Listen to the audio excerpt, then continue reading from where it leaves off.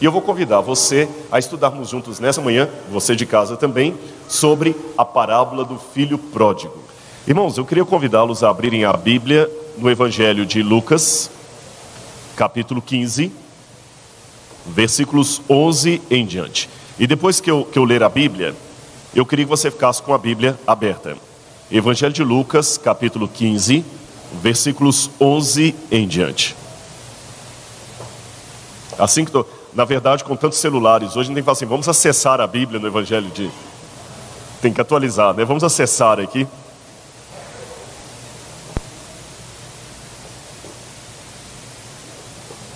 Esse negócio de celular hoje é uma coisa incrível. As pessoas podem fazer qualquer coisa ali, não é? Dizem que num velório uma vez alguém perguntou para o outro assim, escuta, qual é a senha do Wi-Fi? Aí o outro indignado falou assim, respeite o morto. Ele falou, tudo junto?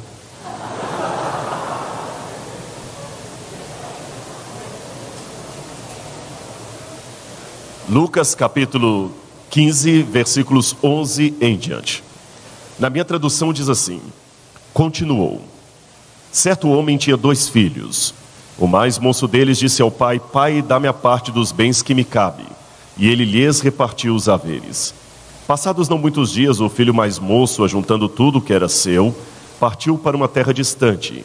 E lá dissipou todos os seus bens, vivendo dissolutamente. Depois de ter consumido tudo, sobreveio àquele país uma grande fome, e ele começou a passar necessidade. Então ele foi, agregou-se a um dos cidadãos daquela terra, e este o mandou aos seus campos a guardar porcos. Ali desejava ele fartar-se das alfarrobas que os porcos comiam, mas ninguém lhe dava nada. Então, caindo em si, disse, quantos trabalhadores de meu pai têm pão com abundância, e eu aqui morro de fome? Levantar-me-ei e irei ter com meu pai e lhe direi, pai, pequei contra o céu e diante de ti, já não sou digno de ser chamado teu filho, trate-me como um dos teus trabalhadores. E levantando-se foi para o seu pai. Vinha ele ainda ao longe quando seu pai o avistou e compadecido dele, correndo, o abraçou e beijou. E o filho lhe disse, pai, pequei contra o céu e diante de ti, já não sou digno de ser chamado teu filho, trata-me como um dos teus trabalhadores. O pai, porém, disse aos seus servos, trazei depressa a melhor roupa e vestiu, ponde-lhe um anel nos dedos e sandálias nos pés. Também disse, matai o novilho cevado, comamos e regozijemo-nos, porque este meu filho estava morto e reviveu, estava perdido e foi achado. E começaram a regozijar-se. Ora, o filho mais velho estivera no campo, e quando voltava, ao aproximar-se da casa, ouviu a música e as danças. Chamou um dos criados e perguntou-lhe o que era aquilo. Ele então lhe informou, veio teu irmão e teu pai mandou matar o novilho cevado porque o recuperou com saúde. Ele se indignou e não queria entrar. Saindo, porém, o pai procurava conciliá-lo. Mas ele respondeu a seu pai, há tantos anos que eu te sirvo sem jamais transgredir uma ordem tua, e nunca me deste um novilho sequer, um cabrito sequer, para alegrar-me com os meus amigos. Vindo, porém, este teu filho, que desperdiçou os teus bens com meretrizes, tu mandaste matar para ele o novilho cevado. Então lhe respondeu o pai, meu filho, tu sempre estás comigo, tudo que é meu é teu. Entretanto, era preciso que nos regozijássemos e nos alegrássemos, porque este teu irmão estava morto e reviveu, estava perdido e foi achado. Fique com a Bíblia aberta, o celular também, o smartphone, não feche, não desative. Quando essa parábola é contada dentro do contexto do Oriente Médio, ela choca as pessoas. Inspirado num autor chamado Kenneth Bailey, que viveu por muitos anos como missionário no Líbano, ele disse que arriscava contar essa parábola para os libaneses, especialmente os muçulmanos. E a reação era inesperada. Eu fiz a mesma coisa. Quando eu estava no Sudão, no deserto de Baiuda, aproveitando um intérprete do árabe, eu contei essa parábola para beduínos do deserto. E a surpresa foi imediata. Quando você conta essa parábola para eles, eles falam assim, isto é mentira, impossível.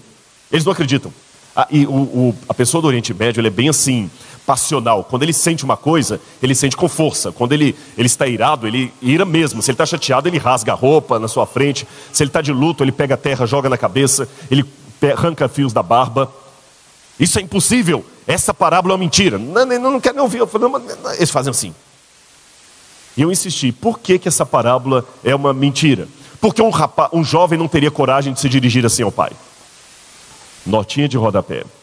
Aqui no Ocidente, desde a Segunda Guerra Mundial, a figura do pai tem sido desconstruída para os jovens. Você olha pela televisão pós-Segunda Guerra Mundial. Quando você vê aqueles programas americanos, Jane é um gênio. Jane é um gênio. O marido dela, que era o pai de família, era um paspalhão. Os mais antigos lembram do filme A Feiticeira, que o Adams, o marido da feiticeira, era um paspalhão.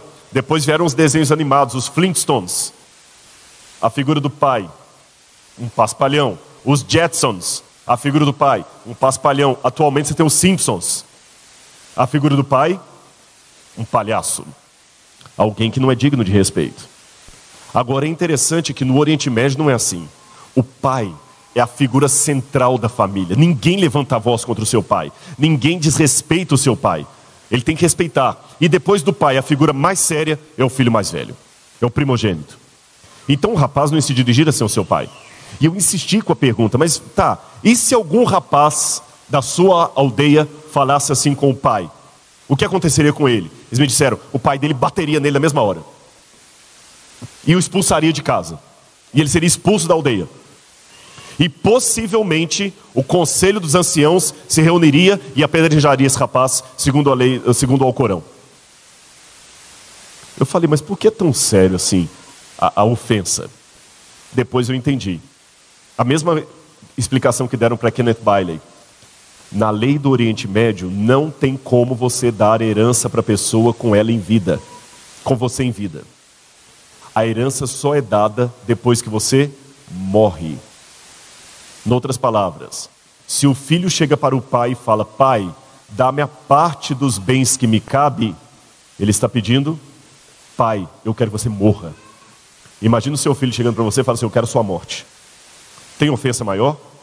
Eu quero que você morra, meu pai. Então a ofensa do filho foi grave. Agora, quando eu conto essa parábola aqui no Ocidente também, ela parece estranha. Vamos raciocinar agora com categorias ocidentais e modernas. Imagine um homem que tem uma certa propriedade, uma empresa, e ele tem 2 filhos. 2 filhos.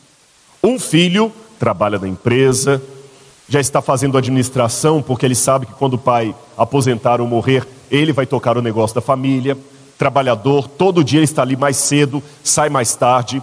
Se você vai no escritório, lá no escritório, a luz do computador dele está acesa, que ele está trabalhando lá. Ele se preocupa com o mercado de trabalho, em abrir filiais. O que o pai precisa, ele está cuidando ali. O outro filho mais moço só gosta de balada, festa. Começou 2 ou 3 faculdades e não levou até o final. O pai gastou dinheiro à toa. De madrugada o pai recebe um telefonema. Está lá o filho na delegacia preso porque foi apanhado numa lei seca. Estava bebendo, dirigindo embriagado, alcoolizado. Bateu o carro. Já teve problema com a namorada. Vive a noite toda embalada, chegando em casa de madrugada bêbado, com sintomas de vício em álcool e drogas. Não vale nada aquele rapaz. Bem o contrário do irmão. Um dia esse mesmo rapaz, que fica desse jeito assim, chega para o pai e fala, pai, eu quero ir embora, eu já constituí um advogado, eu sou emancipado, o senhor pode me dar parte da minha herança agora, eu quero curtir a vida enquanto eu estou jovem. E o pai cai na besteira de vender parte da empresa, transformar em dinheiro e entregar para aquele filho. Eu sei que os pais que estão aqui falam assim, esse homem é um louco, é um pai, como é que se diria? Sem moral. Não é isso? Que adula o menino cego. Não é assim que parece? Pior, esse menino sai de casa, torra o dinheiro da empresa em balada, festa, como diz ali, um monte de amigo bebendo com ele, paga para todo mundo. Daqui a pouquinho começa a acabar o dinheiro, e vai acabando o dinheiro, e vai acabando o dinheiro. Ele do hotel que ele ficava chique, ele começa a morar numa pensão, depois na sarjeta, volta para a empresa depois com a cara mais lambida do mundo e fala, pai, olha, eu pequei, dá uma chance aí. E o pai, ô filhão, vem cá. E o que é pior, na parábola, quando o pai coloca um anel nos dedos e sandália nos pés, não é daquele tipo que a gente imagina assim, tira essa roupa suja, vai lá, compra uma roupa limpa para ele, vamos tirar essa roupa suja. Lembra que José do Egito ganhou do pai o quê? Que os irmãos até tentaram matá-lo. Uma túnica especial. E quando o faraó coloca José como substituto, o que o faraó coloca? Um anel. Ponde-lhe um anel nos dedos, sandálias nos pés. Trazei depressa a melhor túnica e vestiu. O pai estava dando um cargo de liderança para ele entre a tribo. Então, voltando à parábola moderna, o pai vira para esse menino e fala assim: olha, ele vai ser gerente agora da empresa, viu? Se você fosse o irmão mais velho, você ficaria indignado? Sim ou não? Você que está assistindo de casa, você ficaria indignado? Eu ficaria, claro. Olhando por esse ponto de vista assim, desculpa, eu estou com o irmão mais velho e não abro. Não quero causar uma polêmica na igreja, mas o irmão mais velho tem todo sentido de ficar revoltado. O outro acabou com a empresa, acabou com tudo. E o pai, e outra, pai, eu estou aqui trabalhando, o senhor nunca no meu aniversário me deu nem um carro. Agora chega esse teu filho aí. Olhando por essa ótica, a parábola parece ridícula. Escândalo para os do Oriente Médio, escândalo para os ocidentais. Mas eu não acredito que Jesus contava nenhuma história ridícula. Aquilo na parábola de Jesus que parece estranho, tem um motivo. Muito mais profundo do que nós imaginamos. Vamos tentar descobrir na Bíblia qual é? E tem mais um detalhe antes de continuarmos. A parábola parece que não tem fim. Se fosse uma novela mexicana, sabe aquelas novelas mexicanas? Sabe ou não? Vocês estão assistindo novela? Que vergonha. Assistam a Novo Tempo. Aí você fala, mas você também está assistindo, você sabe? Não, eu não nasci adventista. Mas é mais ou menos aquele negócio assim, né? Arlindo Orlando, diga Isaura, Isaura. Nós não podemos nos casar, por quê? Aí vai lá. Nós somos irmãos. Aí mostra o plano assim, né? Ele fala um choque atrás. Por que nós somos irmãos? Você não sabia? Somos irmãos gêmeos.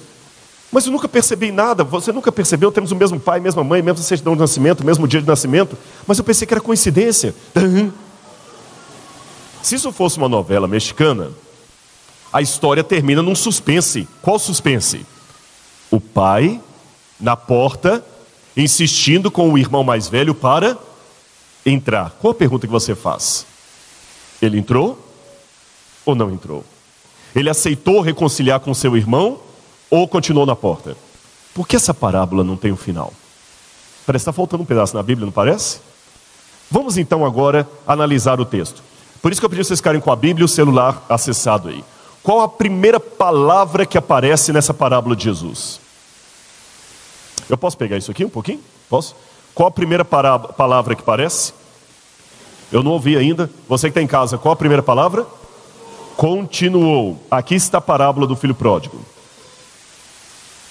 Mas a primeira palavra que inicia essa parábola é a palavra, repitam, continuou. Ora, se eu chego aqui, ou você que está chegando agora na igreja, chegando à igreja, e me ouve falar assim, continuou, o que você deduz? Tem algo antes que faz parte daquele contexto. E o que está imediatamente antes? Parábola de quê? Dracma perdida, ou dracma, como fala em português. A parábola da dracma perdida. Que também parece ser uma história meio esquisita, infantil. Uma mulher tinha 10 moedas. A dracma é uma moeda. Aí ela perdeu uma moeda, varreu toda a casa, até encontrar a moeda. Quando encontrou a moeda, o que ela fez?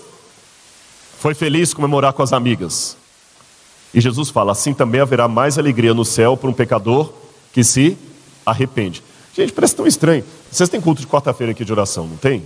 Para quem talvez não é adventista, eu vou explicar. O culto de quarta-feira na igreja, geralmente é um culto de oração, onde as pessoas se levantam e colocam os seus pedidos de oração. Imagina alguém falando assim, irmãos, eu quero agradecer, porque hoje sumiu uma caneta minha lá em casa, eu tinha 10 canetas, sumiu, eu varri a casa toda e achei a caneta. Poxa. Mas na cultura do Oriente Médio, eu tenho lá no nosso museu, aliás, visitem o Museu de Arqueologia Bíblica do NASP, é o único da América Latina. Eu comecei ontem uma página do Facebook, que as que tinham antes eram falsas, viu? Tinha uns perfis falsos aí na internet, mas se você quiser acompanhar lá sobre o museu, Rodrigo Silva Arqueologia. E nós vamos botar muita informação sobre o Museu de Arqueologia Bíblica do NASP. Nós temos nosso museu lá, um véu de casamento de uma beduína. E o véu é cheio de moedinhas. Por que isso? No dia do casamento, o pai dava para a mulher, lembrem, cultura do Oriente Médio machista, mulher não trabalhava fora, não fazia faculdade, ainda mais naqueles tempos. O pai dava para a mulher uma quantidade de moedas. Ela guardava consigo essas moedas, às vezes com uma forma de colar ou de tiara, ou no véu. Porque se o marido morre, vai para uma guerra, não volta, aquelas moedas são a garantia de vida que ela tem. Ela usa as moedas para voltar para a casa de um parente, para procurar abrigo, qualquer coisa parecida. Neste contexto, perder uma daquelas moedas, que significava? Perder a sua salvação. O que aquela mulher passou foi semelhante ao que eu passei em Israel uma vez. Lembra a época da pochete? Beto Barbosa, eu usei aquilo também, viu? Tragicamente, eu tenho que admitir, igreja, eu já usei pochete. E eu já era adventista. Eu morro de medo de alguém pegar aquilo ali e colocar na internet aquelas fotos. E dentro da minha pochete estava o meu passaporte, visto americano, passagem para os Estados Unidos, que na época a passagem era toda impressa, todo o meu dinheiro, meus documentos do Brasil, cartão de crédito, e eu perdi a pochete com tudo. Depois um rabino achou essas pochetes em Israel e me devolveu. Mas as 2 horas entre o sumiço e o achado foram de tremenda agonia. Quando eu achei, a pochete me foi entregue, eu abraçava aquela pochete e falei, nossa, obrigado, Senhor, obrigado, obrigado, obrigado. Eu nunca abracei um objeto com tanta alegria assim. Então, para aquela mulher, ainda mais num país, perder documento, passaporte, tudo, imagina. Agora, imagina, nessa época, acho que você estava estudando na Andrews ainda. Foi quando eu estava fazendo o pós-doc lá, que eu ia de Israel para lá. Não tinha nem como ir para os Estados Unidos. Agora, aquela mulher perder a moeda foi como eu perder a minha pochete. Por isso que ela comemorou com os amigos. Entenderam o contexto da época? Ok. Mas a parábola da dracma perdida começa com uma palavra. Qual é? Eu não ouvi ainda. Qual a palavra que começa? Ou. Conjunção alternativa. Se eu estou aqui novamente na igreja e alguém chega e me escuta falando assim, ou, o que vai deduzir? O que vai deduzir? Que tem algo antes. O pastor Tony está falando assim, pois é, irmãos, ou então nós vamos para o sítio tal lugar. Qual é a outra alternativa? Tem alguma coisa antes. O que está antes do ou? A ovelha perdida. Um pastor tinha 100 ovelhas, perdeu uma onde mesmo? Olha na sua Bíblia aí. Foi no supermercado, na feira, no shopping, no mall. Aonde? Não ouvia, só alguns que... No deserto. E ele foi buscar a ovelha que se perdeu e trouxe. Então nós temos a parábola do filho pródigo. Qual a outra? Dracma perdida. O que é dracma? Moeda. E a parábola da ovelha perdida. Agora, e novamente termina como essa aqui. Há mais júbilo diante de Deus por um pecador que se arrepende do que por 99 que não necessitam de arrependimento. Mas como começa essa parábola da ovelha perdida? Então, de novo, outra palavra que deduz um contexto. Se você chega aqui, eu falo assim, e então? Então o quê? Tinha alguma coisa antes. O contexto finalmente está no capítulo 15, versículos 1 em diante. O contexto está aqui, ó. E o contexto diz o quê? Jesus estava numa casa. Assim diz a minha Bíblia aqui, eu vou ler com vocês. Capítulo 15, versículos 1 e 2. Aproximavam-se de Jesus todos os santos e espirituais para o ouvir. Não? Li errado? Pecadores e publicanos. E murmuravam os fariseus e escribas dizendo, este recebe pecadores e come com eles. Todos os publicanos e pecadores. Jesus então estava comendo com publicanos e pecadores, quando lá na porta chegaram quem? Escribas e fariseus. A lição da Escola Sabatina hoje vai falar um pouquinho sobre os escribas e fariseus, não é isso? Os sacerdotes também. Olha, esse homem come com pecadores e os recebe. Deixa eu explicar a vocês, Jesus não estava numa balada dançando com receber pecadores. Eu tenho até um sermão que eu estou preparando sobre isso, eu não preguei esse sermão ainda. Esse vai ser inédito, eu estou montando esse sermão. Mas já vou revelar um pedacinho dele para vocês. Note que quando Jesus sempre fazia milagres, as pessoas aplaudiam. Eu pergunto, por que eles rejeitaram Jesus? Imagine que, já que eu estou em Brasília, uma capital que respira política, imagine alguém aqui que tivesse o poder de multiplicar pães e peixes para a multidão. Que tivesse um poder de argumentação e fala e retórica que todo mundo pararia para ouvir, até criança e mulher, numa época que criança e mulher eram segregados. Um homem que andava sobre as águas. Todos os partidos iam querer esse homem. Um homem sem nenhum nódulo, sem nenhum dolo. Percebem a questão? Todos os partidos iam querer Jesus. Por que então que o rejeitaram? O problema dos milagres de Jesus foi quando ele começou a curar leprosos, perdoar adúlteras, perdoar publicanos. Esses incomodavam a ala conservadora do judaísmo, porque por mais que eles evitassem essas pessoas e os segregassem, para eles era importante que eles continuassem pecadores. É um problema do legalismo. Eu odeio o pecador, mas eu quero que ele exista. Por que vocês acham? Porque em existindo o pecador, eu fico mais tranquilo com os meus defeitos, porque sempre vai ter alguém pior do que eu para eu ficar tranquilo. Quando Jesus começou a incentivar, a inserir estas pessoas na comunidade, na sociedade, Jesus se tornou persona não grata. Entendem? Quando ele começou a trazer Maria Madalena, quando ele começou a resgatar a pecadora de João 11. E, igreja, eu vou falar uma coisa que eu espero não escandalizá-los. Vocês sabiam que às vezes no nosso mundinho sócio-religioso a gente tem uma visão muito pequena das coisas. Muito pequena. Você sabia que às vezes uma garota de programa aí pode ter uma mente mais pura do que muitas moças da igreja? A gente pensa em garota de programa sempre como alguém de mau caráter, mas muitas meninas às vezes estão fazendo programa, foram violentadas na infância pelo pai, pelo padrasto, pelo irmão mais velho, perderam todo o respeito pelo corpo próprio, às vezes foram entregues para a escravidão, tem um problema psicológico de desestrutura familiar, se tiver psicólogo aqui sabe o que eu estou falando, que a levou para aquele lado e nós rotulamos as pessoas. É aquela velha frase, temos que odiar o pecado como Deus odeia o pecado, mas amar o pecador que precisa de salvação. Jesus estava assim. Chegam os publicanos e pecadores, chegam os fariseus e escribas. Jesus então deixa aquele pessoal ali dentro da casa, muito pacientemente, fala assim, tá bom, o que vocês estão reclamando? O senhor está comendo com publicanos e pecadores, está inserindo esse pessoal na sociedade. Tá bom. Posso contar 3 historinhas para vocês? Pode. Vou contar. Havia um pai que tinha 2 filhos, etc, etc. Pergunto para vocês, vamos falar da ovelha. A ovelha sabe que está perdida? Não? Sabe. Quem já teve cachorro aí? Quem já teve cachorro? Cachorro perdido sabe que está perdido ou não sabe? Ele pode não saber o caminho de volta, mas ele tem a sensação que ele está perdido. Boi, quando está perdido, o boi não fica desesperado? Até formiga.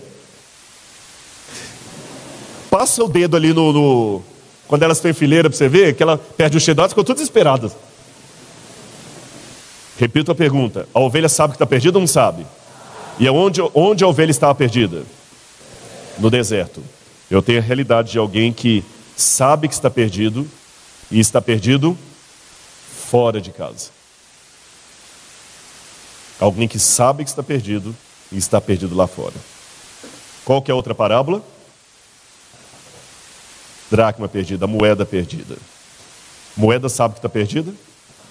Moeda é moeda. A moeda estava perdida onde mesmo?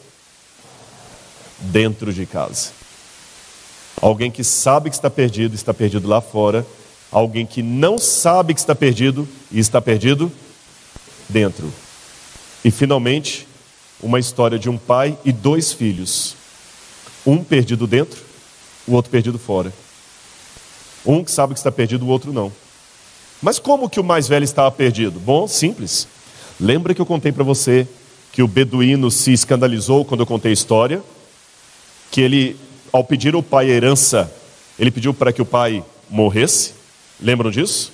Lembram também que eu falei para vocês que o filho mais velho era aquele segundo mais respeitado. Ele substituiu o pai. Só o silêncio dele não repreender o irmão mais moço já é chocante. Ele deveria repreender o irmão mais novo e mandá-lo respeitar o seu pai. O silêncio dele já é comprometedor. Pior ainda, além do silêncio dele ser comprometedor, ele também recebeu herança. Olha de novo o verso 11 aí. Certo pai tinha 2 filhos. O mais moço disse: pai, dá-me a parte dos bens que me cabe. E ele lhes repartiu os haveres. Plural. Lhes repartiu os haveres. Os 2, o mais velho também recebeu a herança dele. A única diferença entre os 2 é que o mais moço era mais sincero com seus sentimentos politicamente incorretos, e o outro era hipócrita. E eu já aprendi na minha vida que Deus é menos ofendido pela sinceridade de um pecador do que pela hipocrisia de um santo. Não estou justificando o que é correto o que você diz, mas pelo menos você é honesto com seus sentimentos. Um falava que tinha problema com o pai, o outro fingia que não tinha, mas os 2 receberam a herança. Um perdido fora, o outro perdido dentro. E quando o que é perdido fora retorna para o pai, o que está perdido dentro não aceita. Ele fica lá na porta reclamando: eu não vou entrar. Por que você não vai entrar para comer com a gente? Porque o Senhor está recebendo esse teu filho pecador, eu não vou entrar. Por que a parábola não tem um final? Simples. Se você prestar atenção nesse final aqui, ele repete justamente esse começo aqui. Onde Jesus contou essa parábola? À porta de uma casa, ele deixou lá dentro publicanos e pecadores, e veio até o portão para falar com escribas e fariseus. Vocês vão entrar e comemorar comigo? Vão ficar reclamando aqui? Meu filho, você vai entrar e comemorar comigo ou vai ficar reclamando aqui? Ou seja, você tinha nessa situação ovelhas perdidas que estavam dentro da casa lá e moeda perdida que estava aqui no portão. Ovelhas perdidas lá na casa sabendo que estavam perdidas, moedas perdidas aqui não sabendo que estavam perdidas. Os de dentro representando o filho mais moço, os de fora o filho mais velho. Perceberam? Moral da história. Eu não sei se nessa parábola, nestas parábolas que eu contei, você se identifica com o filho mais velho, você se identifica com o filho mais moço, não sei se você se identifica com a ovelha, não sei se você se identifica com a dracma, a moeda, mas de uma coisa eu sei da minha vida: quer perdido dentro ou perdido fora, eu tenho alguém que está à minha procura. Quer seja moeda, quer seja ovelha, eu tenho Deus que quer me salvar. Eu tenho alguém que está me procurando. E uma vez que você foi salvo, dê à graça de Deus a oportunidade de salvar outros também. Não fique aí fora reclamando: por que Deus salvou o outro? Deixa Ele fazer pelo outro o que Ele fez por você. Sabem qual é o meu papel na salvação? Não atrapalhar o papel de Deus. Eu não sei nadar, mas eu já aprendi uma lição se eu estiver me afogando: não atrapalhar o papel do salva-vidas, senão morre ele e eu. Deixa Deus te salvar. Deixa Deus, para com seu preconceito, com seu achismo, com a sua fama de achar que você sabe demais. Deixe Deus encontrar você onde quer que for, no deserto, dentro da casa, fora dela. Deixa Deus salvar você. O seu papel na salvação é não atrapalhar o papel de Deus. E uma vez que Ele salvou você, deixa Ele salvar o seu irmão também. Talvez uma das maiores dificuldades para muitos de nós é sabermos que Deus está querendo salvar com o mesmo empenho aquela pessoa que eu menos gosto. Aquela pessoa que mais me prejudicou, que eu menos gosto, é tão objeto do amor de Deus como eu. E o Espírito Santo quer levá-la para o mesmo céu para onde eu vou. Pense nisso. E no fim, não esqueça: a parábola não é sobre o filho pródigo, é sobre o pai amoroso e seus 2 filhos perdidos. o mesmo Pai que ama você e quer te levar para o lar. Que Deus nos abençoe. Amém?